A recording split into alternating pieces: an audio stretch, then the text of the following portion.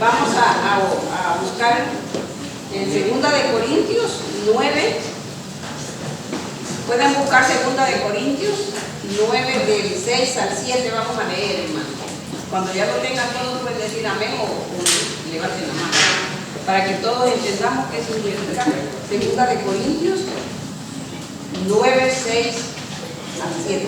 Capítulo 9, versículos 6 y 7. Vamos a orar por nuestras ofrendas. Ya oramos y vamos a darle gracias a Dios. Dice, ¿ya lo tienen? Dice, ¿ya lo tienen todos? Dice, pero esto digo, el que siembra escasamente, también segará escasamente. Y el que siembra generosamente, generosamente también segará. Cada uno. Él me salvó y me lavó y me da el cielo además.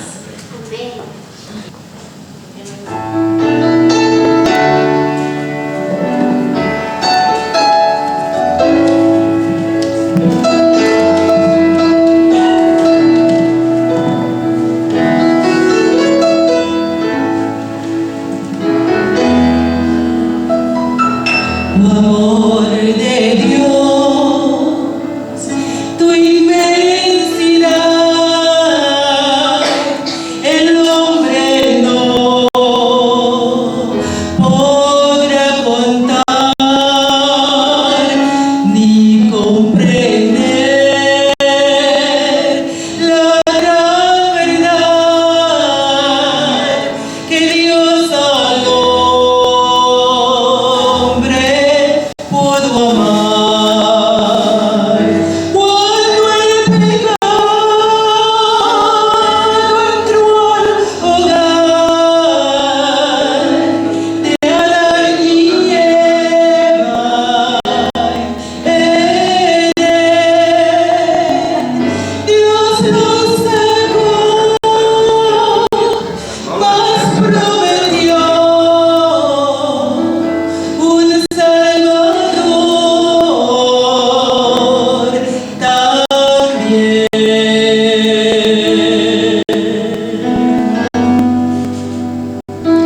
Si fuera tinta todo el mar y todo el cielo gran papel, y todo hombre un escritor, y cada uno un pincel para escribir de su existir, no bastarían jamás. Dios me salvó y me lavó y me da el cielo además.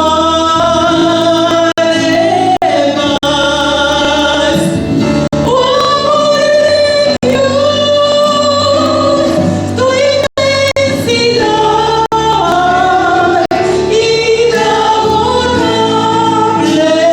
perdón por las edades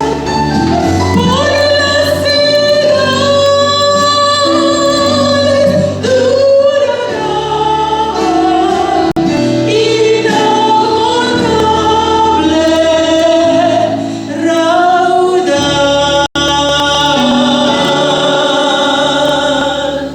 Gracias, hermoso, ¿verdad? Tu amor de Dios brotando estás. Si no hubiese sido por el amor de Dios, hoy tú y yo no estaríamos sentados aquí en su templo, donde está su presencia. Primero Dios en mi vida, primero Dios en tu vida. Si de esta mañana queremos que salgas con una frase es primero Dios. Puedes olvidarte de todo el tema, pero no te olvides de esta frase. Primero, ¿quién? Dios. Primero, ¿quién? Dios. Primero Dios. Vamos a hacer un ensayo. Cuando yo digo primero, ustedes van a decir Dios. ¿Está bien? Primero, Dios. hermanos, ¿no han tomado desayuno? ¿No? Mira que aquí tenemos un dueño de restaurante para el próximo sábado. Podemos pedir, ¿verdad? Primero, Dios. muy bien. Oremos, hermanos. Padre nuestro, una vez más venimos delante de tu presencia. En esta mañana, Señor, glorifica tu nombre. Glorifica tu nombre a través de tu palabra y permite que este hermoso ramillete de flores, Señor, que está aquí presente delante de ti, podamos conocerte más, podamos prepararnos y podamos, Señor, ser felices en esta tierra y podamos también traer a otros a ti. Señor, escóndenos en tus manos. Danos tu Espíritu Santo y que Él pueda convencernos de todo pecado y llevarnos a justicia y a juicio. Señor, acompáñanos en el nombre de Jesús. Amén. Amén. Amén. Era una mañana del 2006 y había terminado de trabajar en una zona.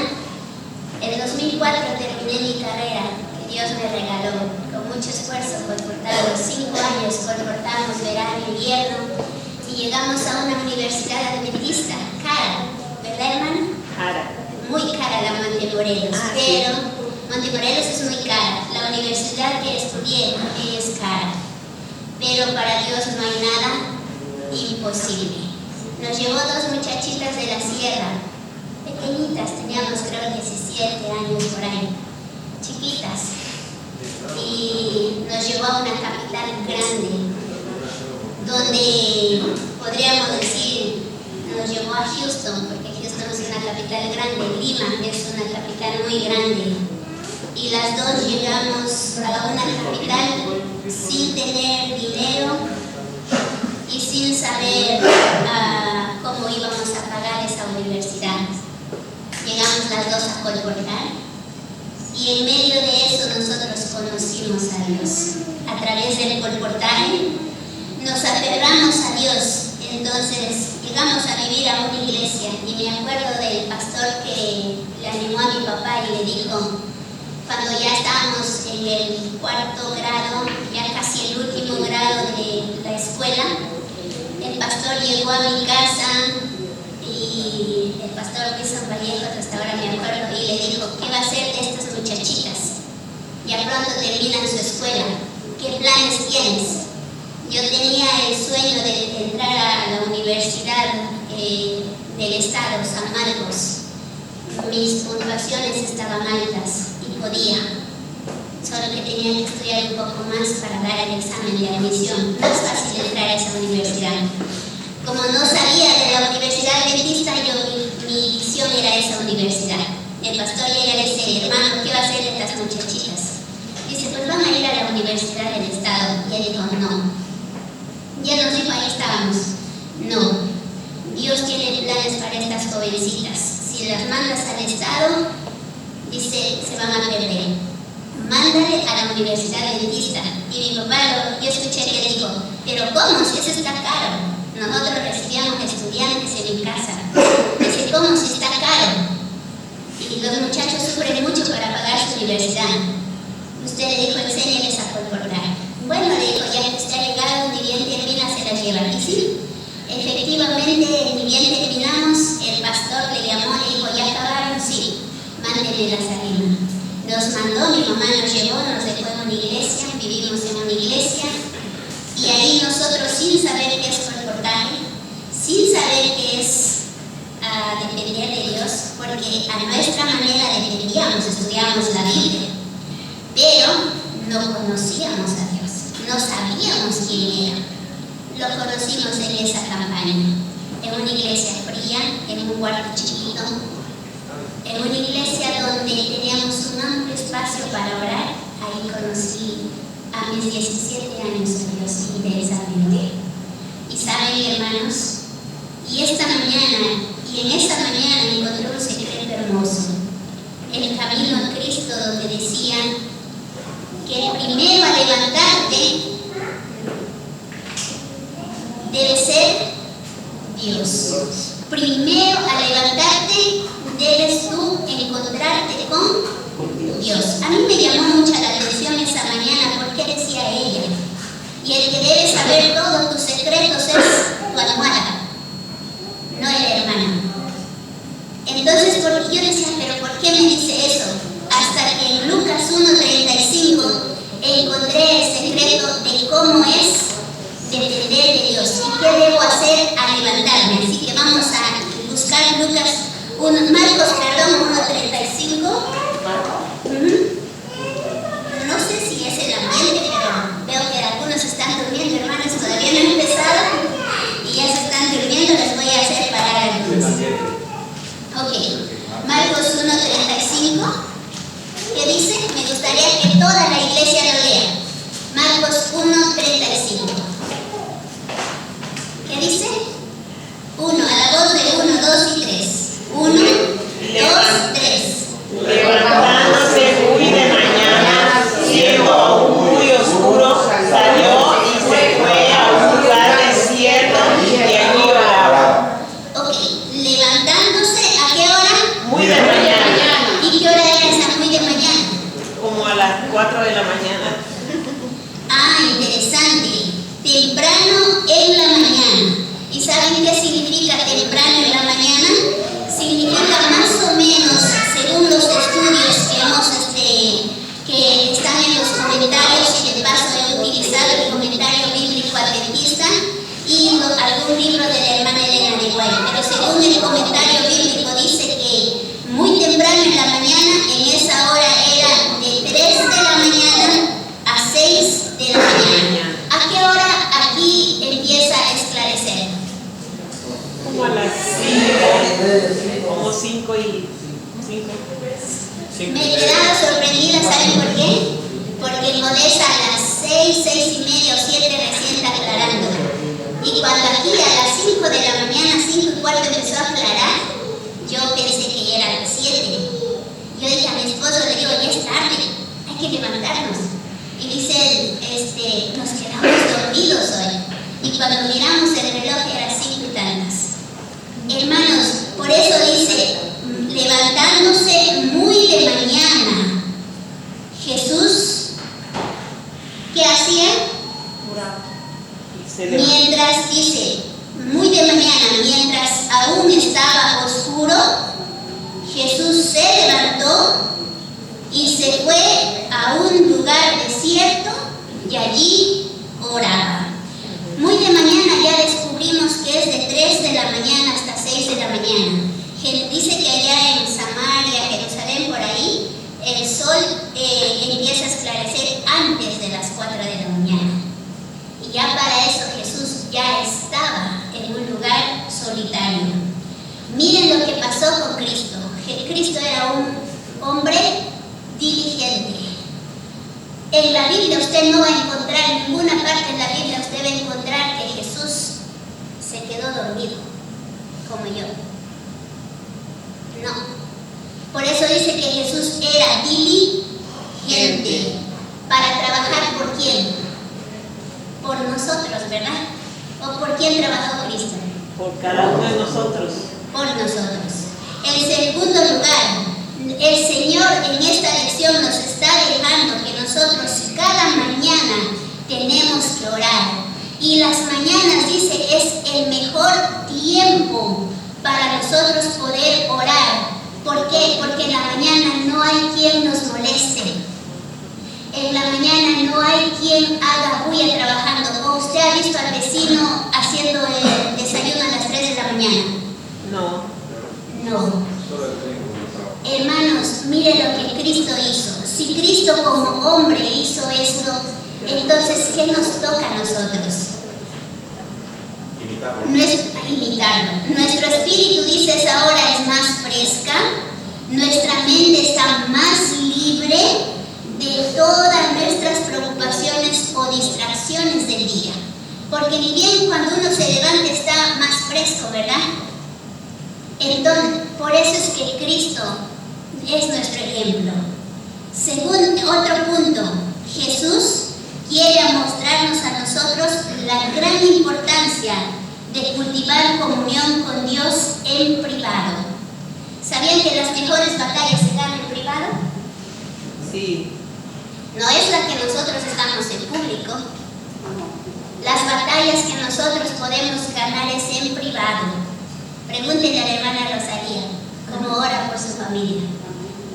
Hermanos, el Hijo de Dios hizo eso. Y aquí ellos dicen, y más, esta lección va más para los líderes. ¿Quiénes son los líderes? Bueno, no levanten su mano. Va más para ustedes. ¿Saben por qué? Porque Dios les ha dado una gran responsabilidad, y no solo líderes, sino jefes. Dios les ha dado una gran responsabilidad. No creas que lo que estás dirigiendo es porque tú quieres, sino porque Dios te los ha entregado. ¿Y saben qué dice? Aquellos quienes son empleados en su público servicio, líderes de la iglesia, deberían especialmente atender a esto, para que mientras nosotros estemos, dice, trabajando en la obra de Dios por otros, nosotros mismos cada vez vayamos negándonos a nosotros mismos. Líder no es aquel que manda, está así. Líder es aquel que está detrás moviendo. ¿Pero moviendo cómo? ¿Solos? No. Es el poder del Espíritu Santo que nos ayuda a mover a los demás. Esto es lo que tenemos que practicar. Hermanos, una iglesia que ora es una iglesia que no va a ser vencida. Un miembro que ora, que hace como Cristo, así es un miembro que no va a ser vencido. Él dice, él estaba en el desierto. ¿Y qué hacía en el desierto Jesús? Oraba más, en un lugar quieto y donde no había distracción. ¿Cuál será tu desierto a partir de ahora? ¿Qué desierto vas a buscar? ¿Tu casa? Siempre tenemos que haber un desierto. ¿Y sabes qué hacía Jesús en ese desierto? Él hablaba con su Padre. Él descargaba todas sus cargas con su Padre. ¿Por qué hoy venimos y nos cansamos? ¿Por qué hoy venimos y a la iglesia medio apáticos, aburridos? Cuando vamos a las calles la gente dice, ¿para ser como él? No. Estas semanas que estamos tocando la puerta nos dio mucha tristeza. Porque dice, nosotros no decimos que somos adventistas, tenemos formas de llegar. Y algunos decían, no, descubrieron, algunos decían, tú eres adventista, ¿verdad? Y nosotros decíamos, no teníamos otra, decíamos sí. Y le decíamos, venga, vamos a invitarla a comer, algo así. Decían, no, para ser como ustedes no. Hermanos, miren lo que hacía él. Dice, antes de que el mundo pudiera darnos las ideas o poseer nuestras mentes, es que nosotros tenemos que encontrarnos con Cristo. Y antes que Satanás, dice, nos llene a nosotros con todos los sentimientos. ¿Sabías que Dios tiene planes para ti? Y los planes se te dan cada día. ¿Sí? Pero también sabías que Satanás tiene plan para ti. Y los planes se te los da cada día. No te los da, te los hace, te los obliga a hacer. ¿Sabes qué hace Cristo? Él, muy caballero, te invita, te dice, sígueme. Pero ¿sabes qué Satanás hace? Él te obliga. Él te impone. Por eso dices que cada mañana, muy de mañana, hoy Iglesia de Dios ahora estamos aprendiendo que debemos primero Dios. En primer lugar, no te tienes que levantar. Ni bien te levantas. Primero lo que tienes que hacer es ir a la presencia de ¿quién? ¿Voy a ir a la presencia de mi esposo? Felices los solteros. Bueno, los casados también. Pero ¿saben qué? ¿Por qué digo felices los solteros? Porque, hermanos, cuando uno está soltero, se lava la cara y puede ir corriendo a la presencia de Dios. Depende más de Dios. Pero cuando estás casado a veces estás estudiando y el esposo te llama. Es diferente. Por eso es importante que nosotros tenemos que dar el primer lugar en nuestra vida. Joven, aprovecha. Si tú te entregas en las manos de Dios, si tú buscas a Dios con intensidad, tú no sabes los planes que Dios tiene para tu vida. Algún día voy a empezar a contarlos poco a poco los testimonios que Dios ha hecho en mi vida. Hoy estoy en Estados Unidos porque Él me llamó. Porque si no hubiera sido por su llamado, yo nunca hubiese querido venir a este país. Pero ¿saben qué, hermanos? Mientras aún era de mañana. ¿Saben qué hacía Cristo? Un día antes que Él se fuera a orar muy temprano, Jesús había pasado todo el día sanando, curando, estaba en la casa de Pedro, sanaba enfermos y esa casa se llenó de enfermos a cantidad. Entonces Jesús terminó muy tarde de sanar y solo descansó pocas horas. Tú y yo podemos decir, Señor, yo he dormido anoche a las 12 de la noche porque he estado trabajando, porque he estado haciendo eso, pero no hay excusa para encontrarnos con Dios. ¿Saben por qué? Porque Cristo dice en la Biblia, a pesar que Él durmió muy tarde esa noche, siendo aún muy de mañana, se fue y se encontró con su Padre. ¿Tenemos excusa? No, muy bien. Ahora tenemos que aprender cuando Jesús dice muy de mañana, siendo aún oscuros, se levantó y dejó su casa y se fue a un lugar desierto. Me gusta esta frase cuando dice que es un lugar a solas con su Padre, que es un lugar privado con su Padre. Hermanos, Él buscó un lugar solitario. Él buscó un lugar donde nadie le molestara. Él buscaba durante todos esos años que Él vivió con nosotros, buscó un lugar a solas. Por eso dice que Cristo era un hombre diligente. ¿Y por qué Él buscaba esas horas con su Padre? Él buscaba estar a solas con su Padre, donde dice ninguna multitud del pueblo lo podía encontrar a Él.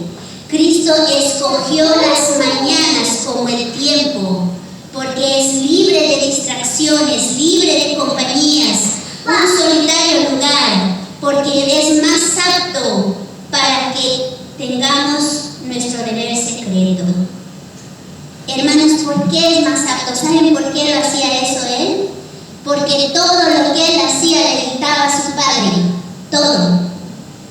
El Padre preparaba el plan para su Hijo. El Padre le imagino que decía, hijo, hoy vas a empezar a sanar y sanar, hoy te van a bofetear, hijo, hoy te van a herir, pero yo voy a estar ahí.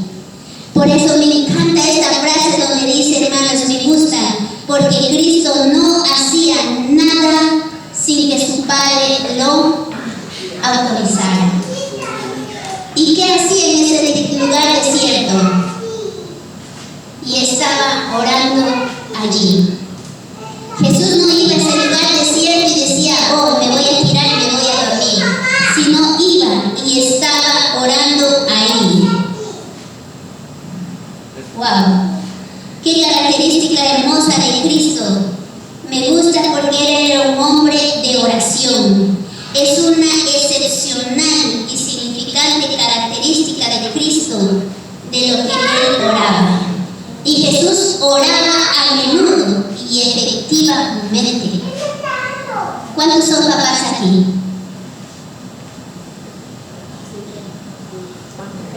La mayoría, ¿verdad? ¿Ustedes se acuerdan la vez que hablaron con su hijo abiertamente? ¿Sí? ¿Cuántas horas se llevaron hablando con sus hijos? Media hora, una hora. Ok. Yo no tengo hijos, pero a veces cuando hablo con mis hermanas me voy más de media hora. ¿Y de qué hablamos? Pregúntenos. De todo ello. Pero sé que papás no. Pero Jesús dice, oraba a menudo y efectivamente.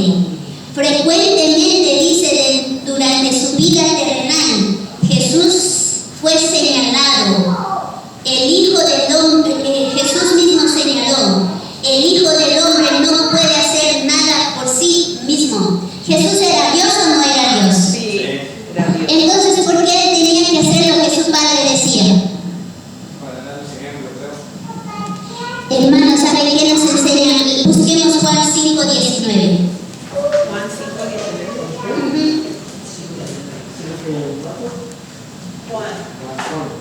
Juan 5:19. Ya voy a terminar, no se preocupen.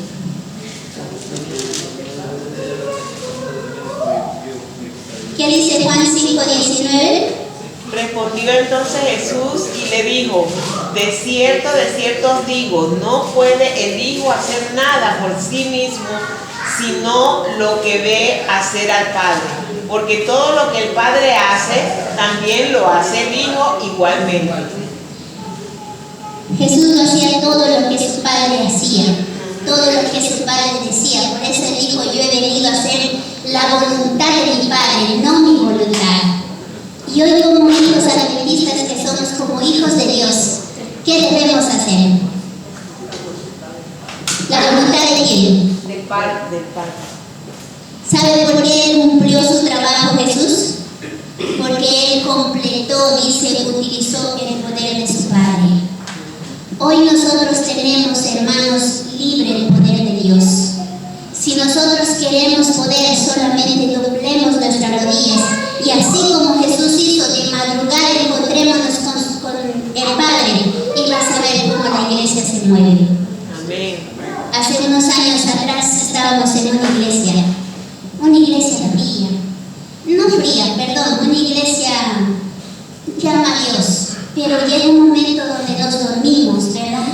Sabemos que debemos evangelizar, pero solo sabemos de palabras, pero no lo hacemos, o lo hacemos a medias. Igual estaba la iglesia. ¿Cómo mover a esa iglesia? No se puede. ¿Qué hicimos? Un grupo de hermanos, doblamos rodillas durante un año. Cada sábado que nos veíamos de rodillas, ese grupo oraba y ayunábamos. Pasó un año, la iglesia solito empezó a moverse.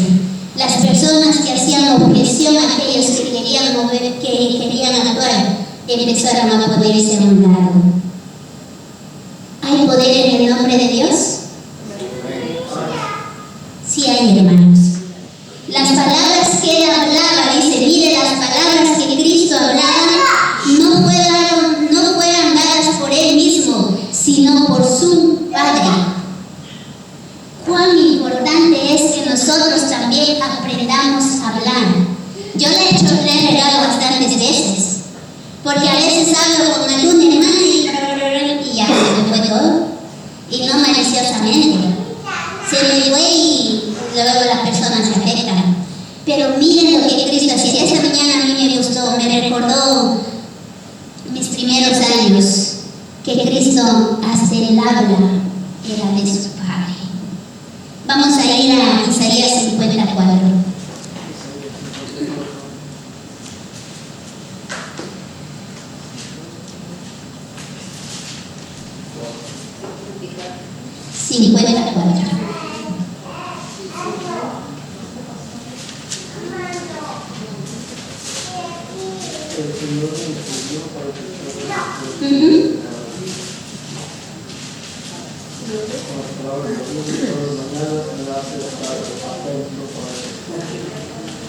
Lean fuerte el que le está leyendo.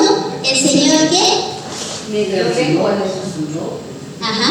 Para que yo consuele a los cansados con palabras de aliento. Todas las mañanas me hace estar atento para que escuche dócilmente.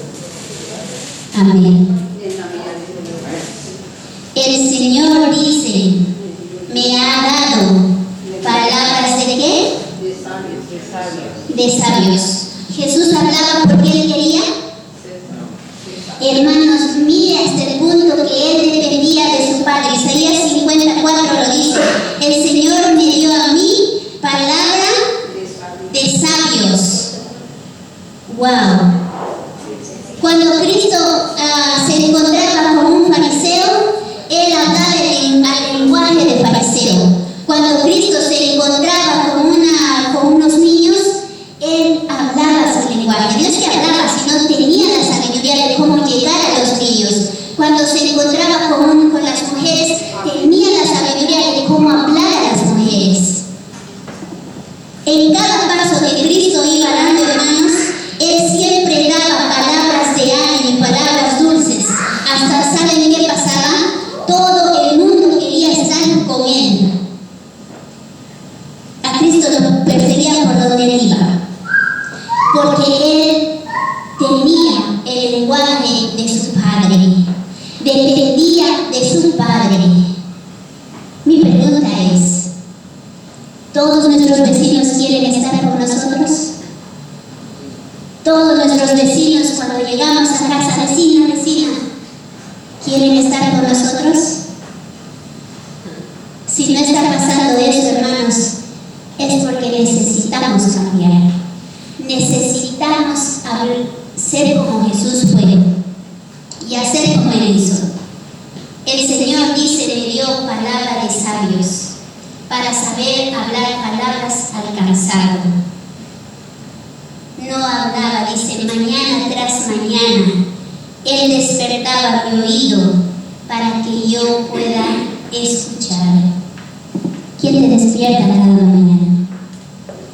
Te despiertas para ir al trabajo como loco, papá, y te vas corriendo. Las mujeres que somos más delicadas nos despertamos directo al espejo, nos lavamos, nos maquillamos y directo al trabajo. ¿Qué te despierta? Cristo, ¿qué hacía? Mañana tras mañana su Padre lo despertaba. ¿Quieres decirle en esta mañana a Dios, a partir de hoy, levántame para poder hablar palabras sabias al cansado? Amén. El plan de su vida, dice, fue presentar a Él día tras día. Cristo no hacía nada sin que su Padre lo permitiera. No sé cómo estás con Dios, pero yo sí sé cómo estoy con Él. Yo no te conozco, yo solo sé que te veo aquí en la iglesia, algunos los veo en su casa, pero ha llegado el tiempo que nosotros tenemos que despertar. Vivimos una vida de comodidad, conformismo, pero no es la vida que Cristo nos ha enseñado. No nos ha llamado Cristo a la comodidad. Podemos tenerla, pero ¿saben a qué más nos ha llamado? A que tú y yo seamos testigos de Él. A que tú y yo podamos preguntarle cada día cuál es tu plan. No te levantes de tu cama sin haberte encontrado con Cristo. Haz el esfuerzo. Haz el esfuerzo. Dobla tus rodillas y dile, tengo sueño. A mí me ha pasado. Yo cuando estoy cansada, no puedo levantarme, agarro y le digo, tengo sueño. Estoy cansada. Dormí tarde, se me presentó esto, se me presentó lo otro, no quiero estudiar. Pero después de haberle dicho eso, hay una pequeña fuerza que me levanta todos los días. Hablo con Él y luego estudio su palabra. Hermanos, no creamos porque venimos a la iglesia nosotros vamos a estar bien y nos vamos a salvar. No. Debe haber una comunión intensa diaria con Cristo. Y en esta mañana me gustaría leer algo que mi esposo me dio para terminar. Y después de eso me gustaría cantar. Me encanta cantar. No estudié leer, pero me gusta. ¿Saben por qué? Porque es una forma que le agradezco a Dios y le alabo, y en cada canto refleja las veces que yo le he fallado y que me aparté de su camino aún estando en la iglesia. El remanente de los Alpes. Y mientras voy leyendo esto, le voy a pedir a mi hermana que lo pueda conectar con el cable azul. ¿Lo puede conectar, por favor?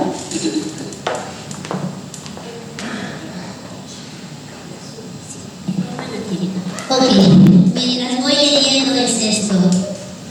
El Piamonte de los Alpes, los valdenses. Para los valdenses, la Biblia era considerada el estudio principal.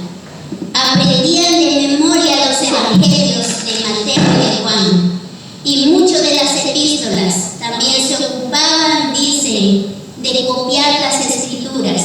Copiaban las sagradas escrituras versículo por versículo, capítulo por capítulo, y así proseguía la obra y la voluntad revelada de Dios. Brillaba como oro puro. Conflicto de los siglos, página 74. Dios nos está llamando, hermanos, a que cada mañana nosotros hagamos como Él. A orar y a estudiar su palabra. Tal vez te has ido lejos del camino de Dios. Tal vez estando en la iglesia te sientes perdido. Pero no es tarde. Tenemos un Dios que acaba de darnos su mejor secreto de madrugada. Y mientras voy cantando este cántico, por favor medita. Y si te ha pasado esto en tu vida, ponte de pie. No me digas a mí, sino díselo a Él.